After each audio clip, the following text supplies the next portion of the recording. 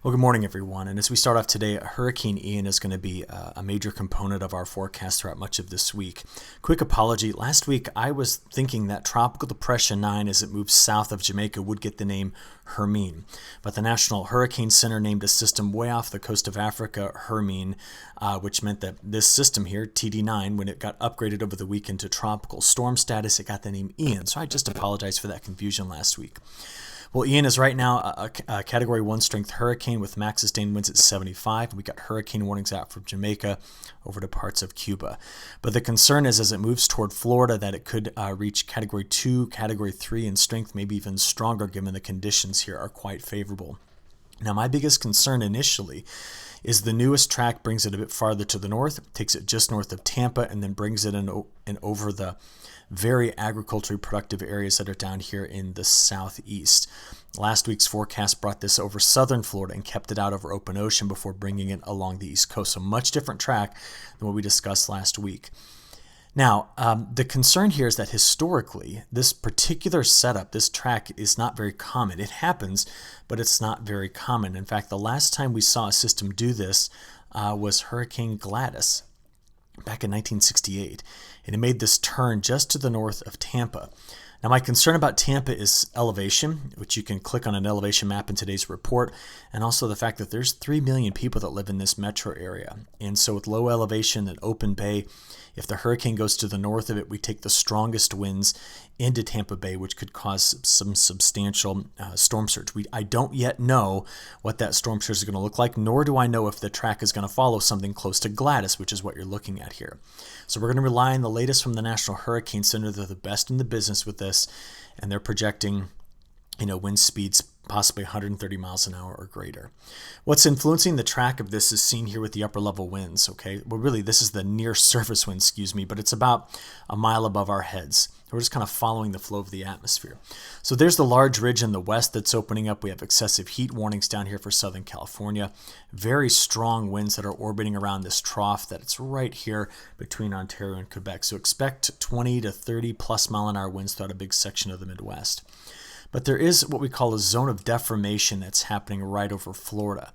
You can see it right in through here. And that's part of a synoptic scale front that's moving into this area. And it's going to be critical for making Ian take that turn and then allowing it to move back north once this whole system starts to progress farther to the east. So this is kind of the synoptic scale setup around this that's going to be critical to figure out where Ian is going to go. So why don't we just look at the latest operational run from the European model this morning, just to kind of get an idea on the timing. So as we go through Tuesday and out there to Wednesday, we're going to stop this really early here on Thursday morning, right about there. That's 1 a.m. Thursday. So at this point, the European model's got this this is a pretty low pressure system. Low pressure down there, well below 970 millibars at this point. And you can see that it is just off this coast of Tampa. Now, with the track doing something like this, just remember that it's always on the right-hand side of the hurricane here, where the forward motion adds up with the rotational motion. On the back side here, the left-hand side, the rotational motion is against the forward motion. So this is why the strongest side, the side with the greatest storm surge, is always the right-hand side. So this is where we see the hurricane by early Thursday morning, and then we have it staying along the coast here Thursday afternoon and evening, and then kind of making this turn a bit farther to the north right here. So it's a very tricky path, doing something like this, according to the latest European run. And then it spreads farther north, delivering quite a bit of rainfall throughout the beginning or end of the weekend to the beginning of the weekend. And that rainfall may make its way as far north as Tennessee and Kentucky, the Ohio River Valley, before this system turns and spreads its rain into parts of the mid-Atlantic from North Carolina through Virginia, West Virginia, Maryland, Delaware, this particular region.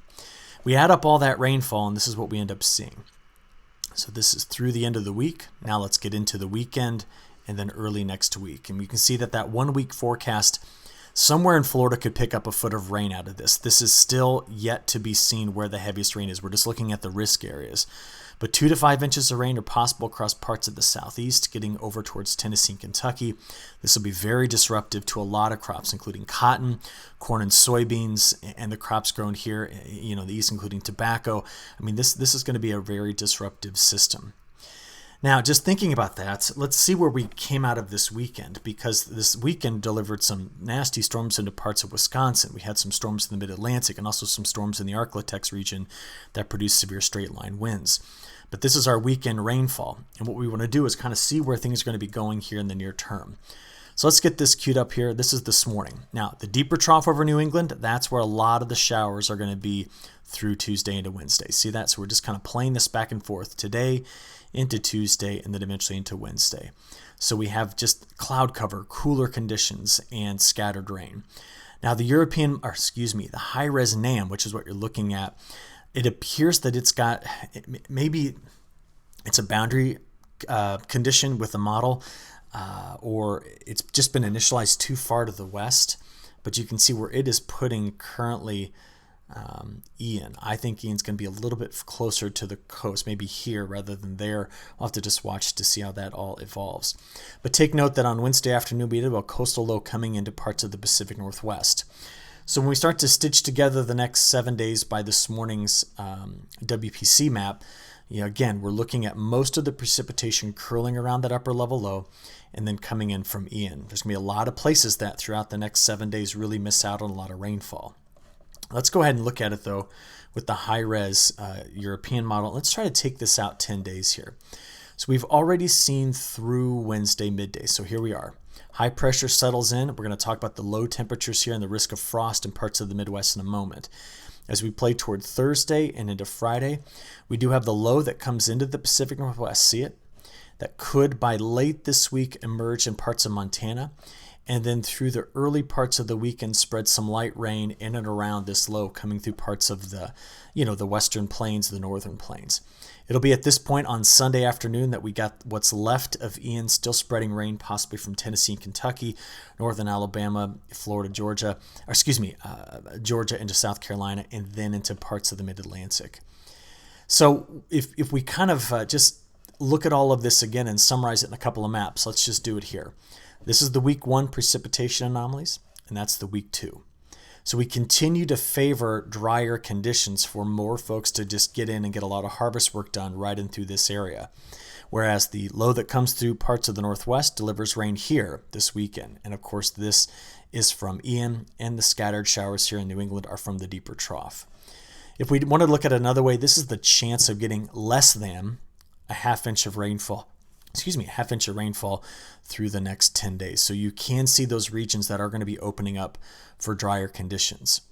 Okay, let's talk about temperatures now, and then we'll do South America and wrap this up. First map I'm going to show you, this shows locations that the RTMA data picked up on having a frost at some point between the 18th and the 25th. So we do note the areas here in North Dakota and Montana coming into northern Wisconsin and pockets of the UP and lower Michigan. What's important is by Wednesday morning, we could get another shot at some really cold air that comes through the Red River Valley of the North down into parts of Iowa, Minnesota, Wisconsin, maybe clipping northern Illinois, and you can also see here in lower Michigan. What the current thinking is that it's one of these situations where we kind of touch freezing. In other words, we don't spend hours and hours and hours below freezing, but the air temperature might get down there to 32 degrees Fahrenheit. Now, inside of the plant canopy, we may not have a frost, but outside of it in clear open air, we could. Let's go take a look at what the temperature is going to do, high temperatures first. So while excessive heat warnings have been issued for parts of Southern California and the warmth opens in the west, through Wednesday, much cooler air settles into that trough. And now we can see the effect of the cloud cover from Ian coming into the southeast by the time we get into Friday and Saturday and Sunday spreading in this direction. It's those overnight lows we're going to keep an eye on, though. Here's this morning's lows. There's Tuesday morning, so this is when the first frost event may hit up here in parts of Minnesota. And then this will be Wednesday. This will be the morning we're going to keep the closest or pay the closest attention to on the frost extent. By Thursday, it'll be here in this part of lower Michigan and maybe northern Wisconsin again. And then getting into the Friday and Saturday timeframe, that might move into parts of like upstate New York to Maine. But after that, warmer conditions kind of open back up again. And that kind of comes back to the narrative that I've been sharing. If we avoid frost here at the end of September, we could start October with some warmer conditions. See that? And so we'll just keep an eye on this overall. because the pattern just tends to favor a more northward positioned jet stream. Last map I want to show you is the latest 10-day outlook from the European model. The model did trend drier over the weekend in parts of southern Brazil, Uruguay, along the Paraná River in Argentina. That's a place that has been dry. The stalled out frontal boundary here is expected to continue to deliver a lot of rain. Mato Grosso, especially western Mato Grosso, is wetter, but models did trend dry over here, which could slow some of the planting progress. But October's the critical month for planting progress in South America. Okay, we'll get into this more tonight in the in-depth report. And after that, we'll just kind of continue to watch where Ian is going to go this week. So I'll talk to you again very soon. Thanks.